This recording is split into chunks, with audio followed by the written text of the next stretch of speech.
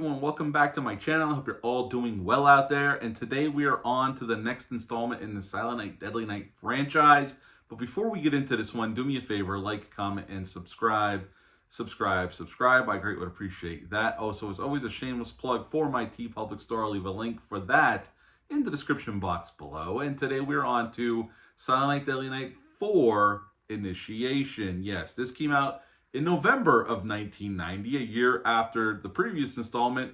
It's rated R. It's an hour and 27 minutes long. There's no financials on this bad boy. It went straight to the rental market. Now, to direct this film, we have somebody new. Brian Yuzna came in to direct this film. He directed Society in '84, Bride of Reanimator in 1990, same year this came out. He also did Return to Living Dead Part 3, and he was involved in writing and directing other films as well. In this film, we have Clint Howard playing Ricky. And I'm going to go on the assumption it's not Ricky Caldwell. They never say he's Ricky Caldwell. They don't even allude that this has anything to do with the first 3 films in the franchise. His name's just Ricky. He is basically a homeless guy that seems a tad bit unhinged, but he's also in bed with this coven of witches, and we'll get into that. Neth Hunter plays Kim. She works at this newspaper office, but she really wants to be a reporter. She's not doing any reporting at this moment, but there's a story that's really intrigued her, and she wants to get to the bottom of it. And Reggie Bannister makes an appearance in this film as Eli. He runs the newspaper. Now, like I said, in the very beginning of the film, this woman is on the rooftop, catches on fire, and falls off the building to her death. This immediately sparks interest in Kim, who wants to be a reporter, an investigative journalist. So she starts investigating this kind of on her own without her boss's approval.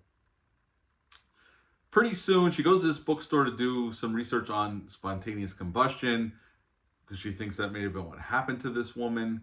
And she meets this woman who runs the store, and this older woman. And pretty soon, she becomes entangled in this web, this cult of witches that want to make Kim into this woman's daughter, who we find out later in the film was the one that fell off the roof on fire because she went against the head witch's, well, her mom's wishes. And now she's seeing things. She's seeing these insects. She's eating insects. Insects are going inside of her. There's a lot of gross insect action in this film that really, I don't know why it's there, but it's pulled off pretty good, damn well. Screaming Mad George did the effects. And I will say one of the strengths of this film are the makeup effects. Most of them come off really well because they did have a guy that was a really good effects artist that could do things on the cheap. Because this was a very low budget, even though I can't find the financials, I know it was a low budgeted film. And pretty soon, you know, her boy, Ricky, is kind of like the enforcer for these Covenant witches. He pretty much does whatever they want. And he basically kills Kim's boyfriend, and she goes through the ceremony, and the head witch wants her to be her daughter, and the only thing she has to do to be fully in is go get her boyfriend's younger brother, who's maybe 13, 14, my son's age, and she has to sacrifice him on the rooftop of this LA building. And she comes to her senses, decides she's not going to do it. She kills the head witch, and Ricky gets killed in the process, and she's able to walk away, and she saves a young boy, and it's the end of Silent Night, Deadly Night 4 Initiation. Okay, so what to like about this film? Well, Clint Howard is fantastic here. He's good here.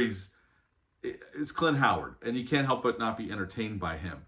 I think Neth Hunter does a good job as Kim. I don't think the script's the greatest, but I think she does good with what she's given to do. I think all the actors are pretty damn decent. Again, I don't think the script's that great, but I think they do what they need to do. The directing is very low budget kind of directing. It's serviceable. Nothing spectacular, but it's serviceable, no doubt. The effects, again, like I'll say, Screaming Mad George did a great job with the effects, considering I know this is probably maybe a $500,000 budget. I would assume somewhere around there. So he did a lot with very little. And the effects work is pretty well done. And there's a lot of creepy, gross stuff, like a lot of insects. And then there's blood, and there's all this stuff. And I got to be honest, they did do a lot of stuff with very little money. Not that there's a lot of different locations. I mean, you could tell some of these are sets that they look like cheap sets. But again, at the end of the day, I think this is a competent movie with a lot of crazy shit in it. They really go for broke here. And this has nothing to do with Silent Night, Deadly Night. This is not a slasher film. This turns into a cult movie pretty much from Jump Street. This is what this is. And it's not a slasher movie. There's no Killer Santa. It's Christmas time, but there's no Killer Santa. The only Killer Santa you see, and I got to bring this up, there's a scene in the movie where Kim goes back to her apartment and decides she wants to have sex with her boyfriend. While they're amidst coitus, Ricky comes into the apartment, walks into the bedroom, sits down in the bed, turns on the TV, and he's sitting there watching TV while these two are having coitus, and he's watching Silent Night, Deadly Night 3 on the TV. So I guess you could say Silent Night, Deadly Night 4 is slightly meta, because part 3 is apparently in this universe, because it's a bizarre scene. And the other really bizarre scene that I didn't have on my bingo card for 2025, I have seen this before, but it's been forever, and I don't remember the scene, and now I'll never forget it. There's a scene where they're doing the final ritual before she has to go get this young boy to sacrifice him.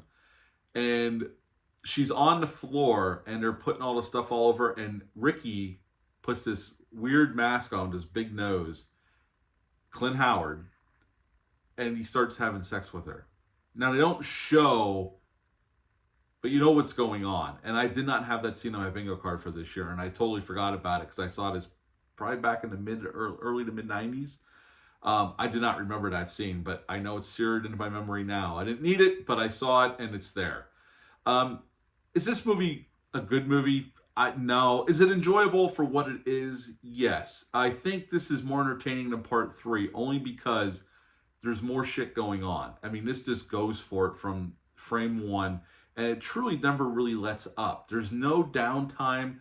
We're just going on to, even though some of the shit don't make any sense, but stuff is just happening all the time.